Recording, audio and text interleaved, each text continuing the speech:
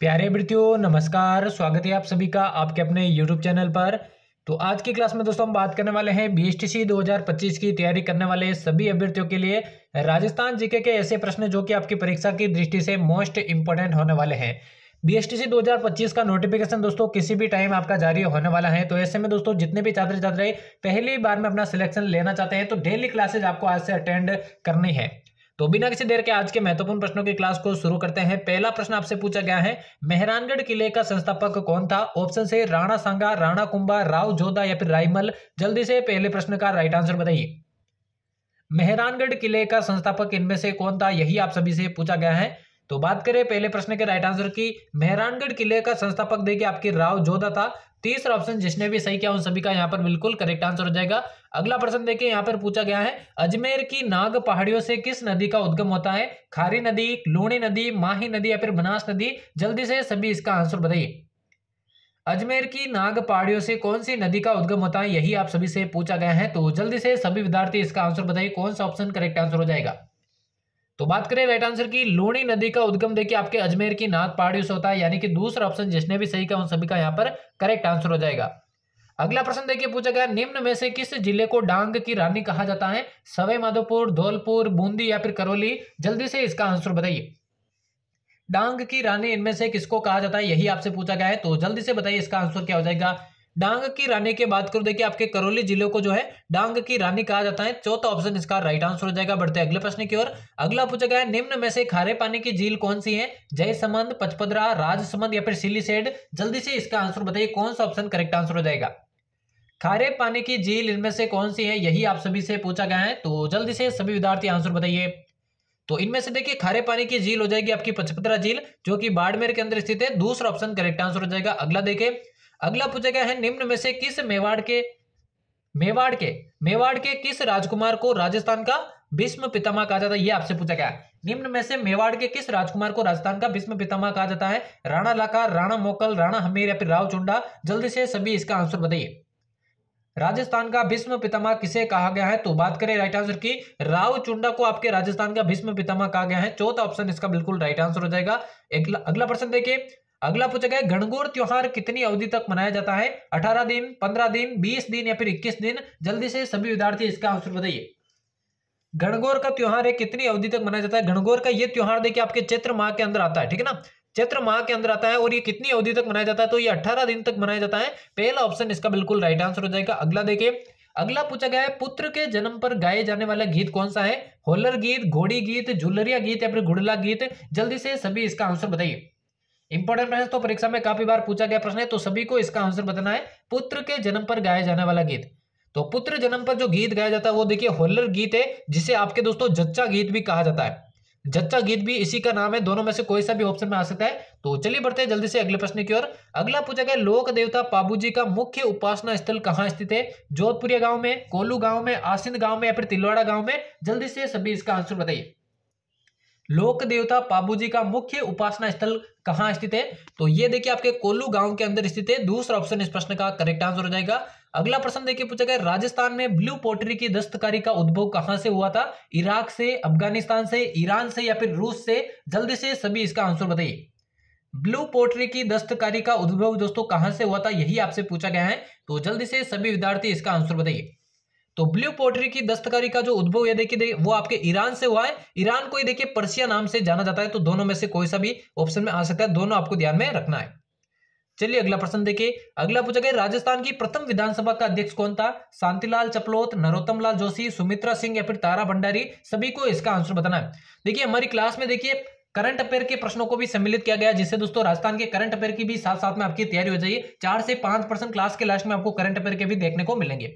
तो राजस्थान की प्रथम विधानसभा का जो अध्यक्ष था वो आपके नरोत्तम लाल जोशी था। दूसरा ऑप्शन इसका बिल्कुल राइट आंसर हो जाएगा। अगला देखिए, अगला पूछा गया है, देखिए एक कोटेशन दिया गया है कि राज्यपाल सोने के पिंजरे में निवास करने वाली चिड़िया के समतुल्य है। यह किसका कथन है? श्री प्रकाश का, सरोजिनी नायडू का, धर्मवीर का या फिर महात्मा गांधी का। जल्दी से सभी विद्यार्थी इसका आंसर बताइए। ये कोटेशन बहुत ही प्रसिद्ध कोटेशन है, एग्जाम में इससे संबंधित प्रश्न पूछे गए हैं। तो ये आपके सरोजिनी नायडू का कोटेशन है। दूसरा ऑप्शन इसका राइट आंसर हो जाएगा। अगला प्रश्न देखिए, अगला पूछा गया, राज्य लोकायुक्त की नियुक्ति किसके द्वारा की जाती है? मुख्यमंत्री, राज्यपाल, मुख्य सचिव या फिर विधानसभा अध्यक्ष। जल्दी से सभी विद्यार्थी इस प्रश्न का आंसर बताइए। राज्य लोकायुक्त की नियुक्ति किसके द्वारा की जाती है? तो राज्य लोकायुक्त की जो नियुक्ति है वो देखिए आपके राज्यपाल के द्वारा की जाती है। राजस्थान के जो प्रथम लोकायुक्त है वो थे दोस्तों आपके कौन? आईडी दुआ। आईडी दुआ आपके दोस्तों राजस्थान के प्रथम लोकायुक्त है। जबकि वर्तमान में राजस्थान के लोकायुक्त कौन है? तो प्रताप कृष्ण लोहरा आपके वर्तमान में राजस्थान के लोकायुक्त है। तो दूसरा ऑप्शन इसका राइट आंसर हो जाएगा। अगला देखिए, अगला पूछा गया कौन सी बोली पश्चिमी हिंदी और राजस्थानी के बीच समन्वय का कार्य करती है? मालवी, मारवाड़ी, मेवाती या फिर मेवाड़ी? जल्दी से सभी इसका आंसर बताइए। डेली इसी तरह की क्लासेज आपको चैनल पर देखने को मिलेगी, तो चैनल को जरूर से सब्सक्राइब कर देना। तो इनमें से देखिए जो मेवाती बोली है वो आपके पश्चिमी हिंदी और राजस्थानी के बीच समन्वय का कार्य करती है, यानी कि तीसरा ऑप्शन इसका राइट आंसर हो जाएगा। अगला देखिए, अगला पूछा गया जयपुर का प्रसिद्ध बाणगंगा मेला किस माह में लगता है? कार्तिक, फाल्गुन, वैशाख या फिर श्रावण? जल्दी से सभी विद्यार्थी इसका आंसर बताइए। जयपुर का जो प्रसिद्ध बाणगंगा मेला है वो कौन से माह में लगता है? तो ये आपके वैशाख माह में लगता है। तीसरा ऑप्शन इसका बिल्कुल राइट आंसर हो जाएगा। अगला देखिए, अगला पूछा गया गरदड़ा सभ्यता किस जिले में स्थित है? चित्तौड़गढ़, उदयपुर, बीकानेर या फिर बूंदी? जल्दी से इसका आंसर बताइए। जो गरदड़ा सभ्यता है कौन से जिले में स्थित है, यही आप सभी से पूछा गया है, तो जल्दी से सभी इसका आंसर बताइए। गरदड़ा सभ्यता की बात करूं ये आपके बूंदी के अंदर है, यानी कि चौथा ऑप्शन इस प्रश्न का करेक्ट आंसर हो जाएगा। अगला प्रश्न देखिए, पूछा गया विश्व धरोहर के लिए नामित होने वाली राजस्थान की एकमात्र नदी कौन सी है? बाणगंगा, चंबल, बनास या फिर माही? करेक्ट आंसर बताइए। राजस्थान की कौन सी एकमात्र नदी है जो विश्व धरोहर के लिए नामित हुई थी? तो वो हो जाएगी आपकी चंबल नदी। दूसरा ऑप्शन इसका राइट आंसर हो जाएगा। अगला प्रश्न देखिए, अगला पूछा गया राष्ट्रीय केमिकल एंड फर्टिलाइजर्स लिमिटेड कहां पर स्थित है? देबारी, खेतड़ी, चंदेरिया या फिर दरीबा? जल्दी से सभी विद्यार्थी इसका आंसर बताइए। राष्ट्रीय केमिकल एंड फर्टिलाइजर्स लिमिटेड कहां पर स्थित है? तो राइट आंसर की बात करें ये आपके दोस्तों चंदेरिया, चित्तौड़गढ़ के अंदर स्थित है। तीसरा ऑप्शन राइट आंसर हो जाएगा। अगला प्रश्न पूछा गया पालीवाल ब्राह्मणों की छत्रियां कहां पर स्थित है? सीकर, जोधपुर, जैसलमेर या फिर अलवर? जल्दी से सभी विद्यार्थी इसका आंसर बताइए। पालीवाल ब्राह्मणों की जो छत्रियां दोस्तों राजस्थान में कहां पर स्थित है, यही आप सभी से पूछा गया है। तो इनकी छतरी आपके जैसलमेर के अंदर स्थित है। तीसरा ऑप्शन इस प्रश्न का राइट आंसर हो जाएगा। चलिए बढ़ते हैं जल्दी से अगले प्रश्न की ओर। अगला प्रश्न पूछा गया है रिको की स्वतंत्र कंपनी के रूप में स्थापना कब हुई थी? 1969, 1980, 1961 या फिर 1955? जल्दी से सभी इसका आंसर बताइए। देखिए रिको की वैसे तो स्थापना 1969 में हो गई थी, लेकिन इस यहां पर पूछा गया कि स्वतंत्र कंपनी के रूप में कब स्थापित हुई थी? तो यह हुई थी 1980 के अंदर। तो दूसरा ऑप्शन इसका बिल्कुल राइट आंसर हो जाएगा।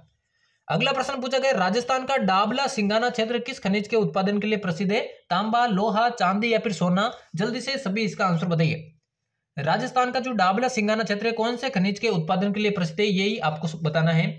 तो करेक्ट आंसर की बात करें डाबला सिंगाना क्षेत्र आपके लोहे के लिए प्रसिद्ध है। तो दूसरा ऑप्शन इसका बिल्कुल राइट आंसर हो जाएगा। बढ़ते अगले प्रश्न की ओर। अगला पूछा गया वर्तमान में राजस्थान में, और यहां से देखिए जितने भी प्रश्न होंगे वो सारे आपके राजस्थान करंट अफेयर से होने वाले हैं। तो वर्तमान में राजस्थान में कितने जिले और संभाग है? 33 जिले और 7 संभाग, 50 जिले और 10 संभाग, 41 जिले और 10 संभाग, 41 जिले और 7 संभाग। राजस्थान के संभाग और जिले वापस परिवर्तित हो चुके हैं, तो वर्तमान में कितने हैं ये आपको ध्यान में होना चाहिए। तो वर्तमान में देखिए 41 जिले और 7 संभाग, जो आपके एक्स्ट्रा 9 जिले थे उन्हें हटा दिया गया है और एक्स्ट्रा 3 संभागों को भी हटा दिया गया है। तो वर्तमान में 41 जिले और 7 संभाग है, यानी कि चौथा ऑप्शन इसका बिल्कुल करेक्ट आंसर हो जाएगा। अगला पूछा गया हाल ही में राजस्थान की पूनम कंवर ने किस पर्वत चोटी को फतेह किया है? माउंट एवरेस्ट, माउंट जंगा, किलिमंजारो या फिर माउंट फूजी? जल्दी से इसका आंसर बताइए। तो हाल ही में राजस्थान की पूनम कंवर ने देखिए आपके किलिमंजारो नामक चोटी को फतेह किया था। ये उल्टा पूछा जा सकता है कि हाल ही में किलिमंजारो चोटी को फतेह करने वाली राजस्थान की दोस्तों जो है पर्वतारोही कौन थी? तो वो पूनम कंवर थी। दोनों आपको ध्यान में रखने हैं, उल्टा भी पूछा जा सकता है। चलिए अगला प्रश्न देखिए, पूछा गया सात्विक अग्रवाल किस खेल से संबंधित है? क्रिकेट, जूडो, बैडमिंटन या फिर निशानेबाज? जल्दी से इसका आंसर बताइए। जो सात्विक अग्रवाल है दोस्तों कौन से खेल से संबंधित है? तो ये बैडमिंटन से संबंधित है। तीसरा ऑप्शन इसका बिल्कुल राइट आंसर हो जाएगा। अगला देखिए, अगला पूछा गया राजस्थान वित्त आयोग के अध्यक्ष कौन है? वर्तमान में राजस्थान वित्त आयोग के अध्यक्ष कौन है? गंगाराम मूलचंदानी, प्रद्युमन सिंह, नवीन महाजन या फिर प्रेमचंद बेरवा? जल्दी से इसका आंसर बताइए। देखिए वित्त आयोग देखिए आपके अप्रैल के अंदर नया वित्त आयोग लगने वाला है। उससे पहले देखिए अभी वर्तमान में जो है प्रद्युमन सिंह इसके वित्त आयोग है। अप्रैल से जब नया वित्त आयोग लगेगा तो इसके नए अध्यक्ष बनेंगे, वो भी आपको बता दिया जाएगा। और आज के महत्वपूर्ण प्रश्नों की क्लास का ये अंतिम प्रश्न है। यहां पर आपसे पूछा गया राइजिंग राजस्थान के तहत किस जिले में भिक्षावृत्ति मुक्त अभियान चलाया गया? जोधपुर, जयपुर, भीलवाड़ा या फिर अलवर? करेक्ट आंसर बताइए। और यहां से 25 में से कितने प्रश्न आपके करेक्ट है ईमानदारी से आपको कमेंट बॉक्स में बताना है, जिससे आपको अपनी तैयारी का मालूम चल सके।